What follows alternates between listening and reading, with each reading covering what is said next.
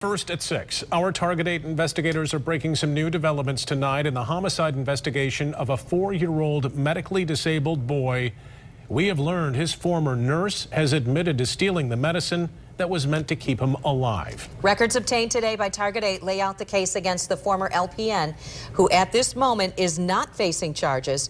Target 8 investigator Ken Kolker broke the story last week. He's here with tonight's update, new at 6. Ken. Yeah, Brian and Sue, we obtained this report from the State Department of Licensing and Regulatory Affairs through the Freedom of Information Act. It describes why the state suspended her nursing license in January. The record shows she not only admitted stealing liquid Valium from 3 children who needed it to control seizures, but that she confessed to using it. They describe how the theft led to the death in August of 4-year-old Riley Maui, who suffered from cerebral palsy. The state report identified that nurse as Christine Ann Mollahan of Kalamazoo. Mollahan started working for Lakeshore Home Health Care Services based in Wyoming in May 2015 as a home care nurse. She was assigned to work for 3 children in 2 different homes. All 3 prescribed liquid Valium for seizures. Without his Valium, that was not well controlled. One was the home in Allegan of Riley Maui and his big brother Kenny, who also suffers from cerebral palsy. Their mom says Mollahan worked at her home about 6 weeks, several overnights a week. She was the sweetest person that can be. She gave you the trust that you could trust her, and then she let you down. In August, another Lakeshore nurse reported her suspicion that someone had tampered with the liquid Valium bottles for Riley and his brother. Records show a pharmacist confirmed they had been diluted.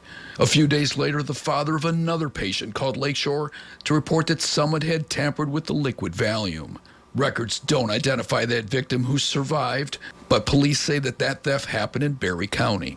Lakeshore ordered all of its nurses to provide urine samples for drug screening. Records show that Mollahan was the only nurse to test positive for the drug. On August 23rd, Lakeshore interviewed Mollahan, who admitted stealing liquid Valium from all 3 for her own use and replacing the stolen liquid Valium with water. Lakeshore fired her and reported it to the state.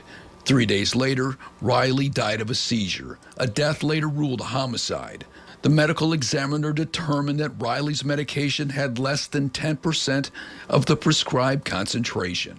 Before August, according to the report, Riley's condition had stabilized. Now, we've tried to reach out to Mollahan without success. Prosecutors in Allegan and Berry County say they're still investigating and they have not decided on charges. Boy, Ken, Riley's mother hits it right on the head. She trusted this woman with her child's life in the night, let her into her home. Yeah, right. and why wouldn't you? And believed her. She's the nurse who was assigned to help take care of both of her boys. What a breach. Yeah. All right, thank you, Ken.